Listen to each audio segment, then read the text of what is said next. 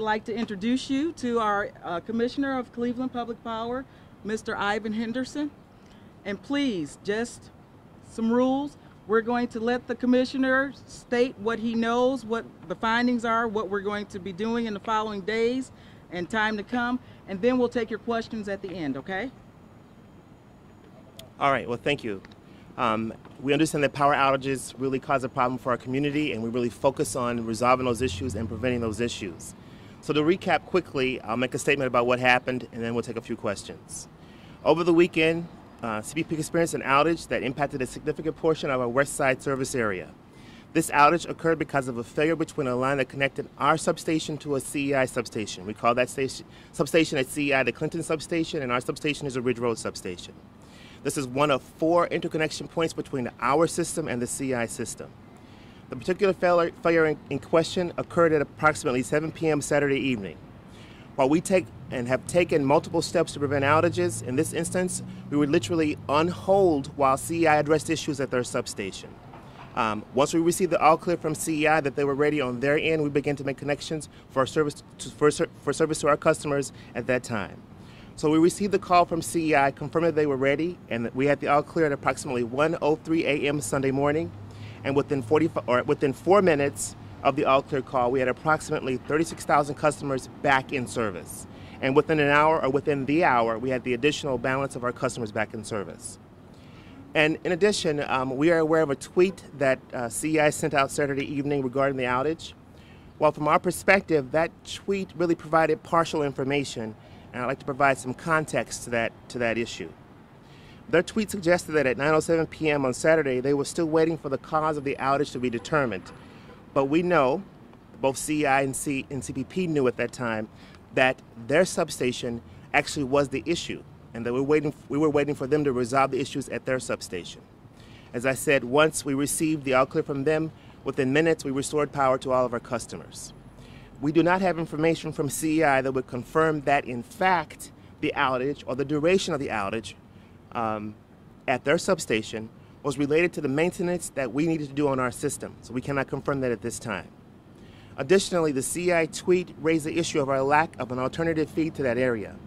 While that feed currently is out of service, that alternative feed is out of service, there are 2 extensive projects that we have underway now that will provide permanent solution and will restore and provide high reliability to the service to our west side customers. The first project is the restoration of the existing 138 kV pipe type cable, which is a line that they said was out. That's the first one that we're addressing. That is the cable that is out across from the Lake Road Power Plant on South Marginal Road.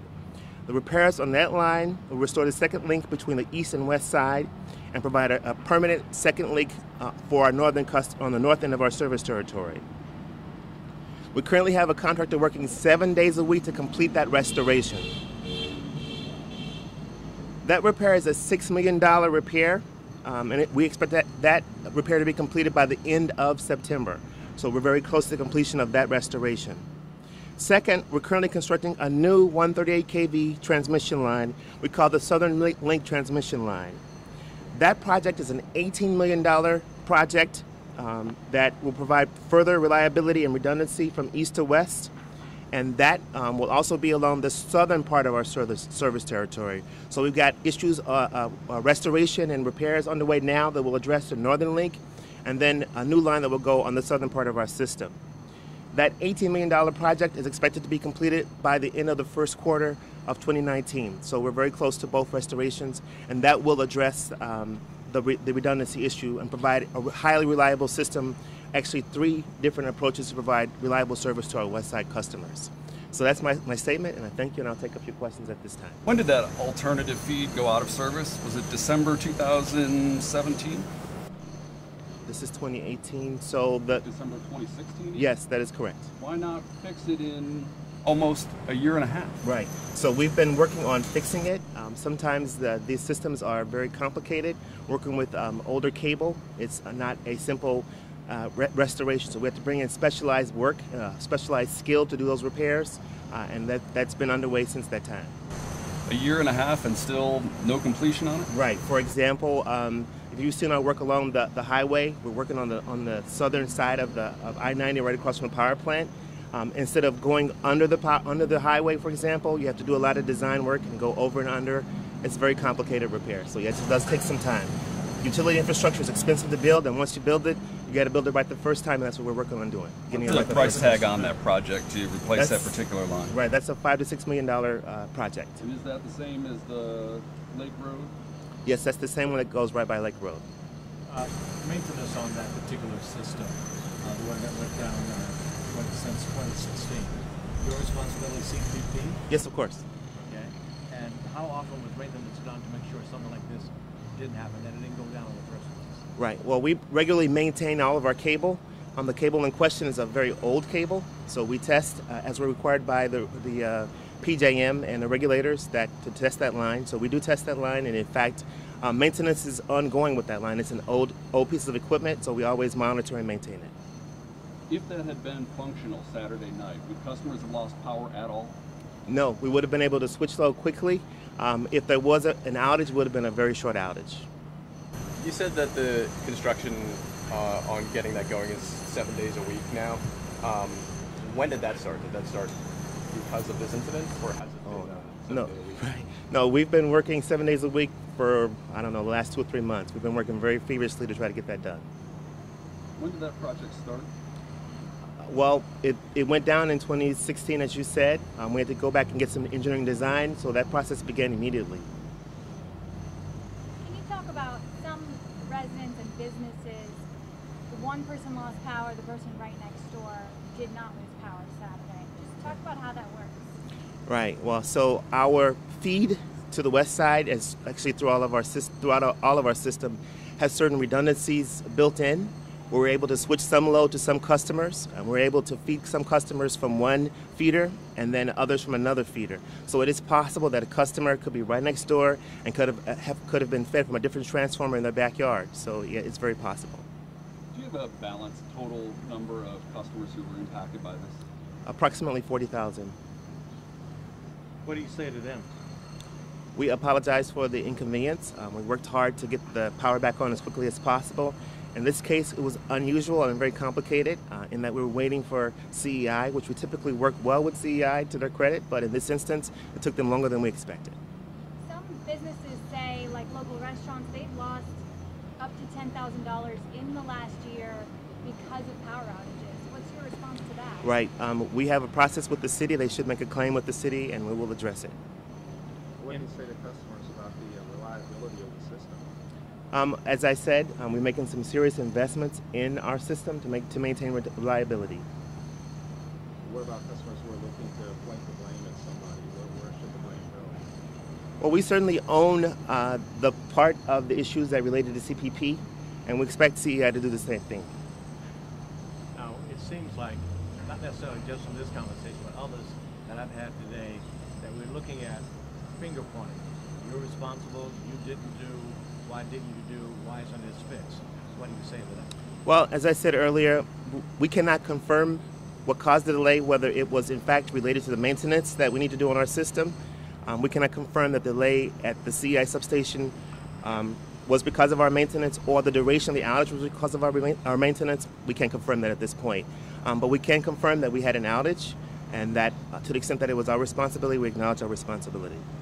So for the next 30 days or so, are you guys literally sitting there crossing your fingers hoping something doesn't go down again because you don't have an alternative yet?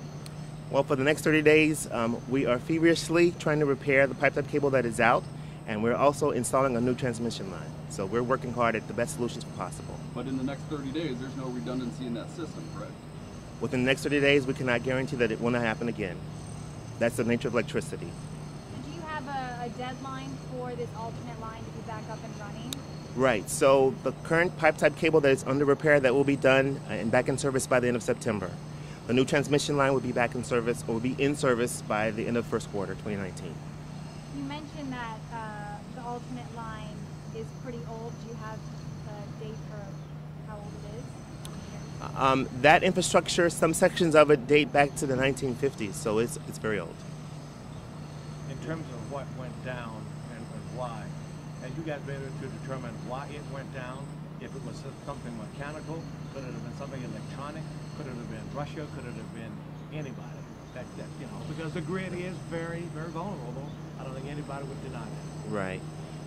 As I said earlier, we cannot confirm the cause of the outage within the Clinton substation. It's a CEI substation, nor can we confirm the cause of the duration of the outage. So we don't have information from CEI at this time that will confirm the cause of the outage. What's the process like with you and CEI to work together? Because in the end, it's these businesses and people who suffer. Right. As I said earlier, we work well with CEI, and typically we're able to resolve our issues.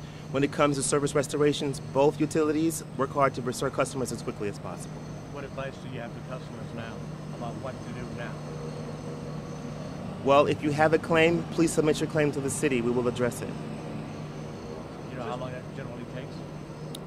No, I do not. Just to understand, so the substation is down still, or CEI has provided you power there? Right. So do people have power right now? Right. All CPP customers are back in service. So the CEI Clinton substation connects to the CPP Ridge Road substation.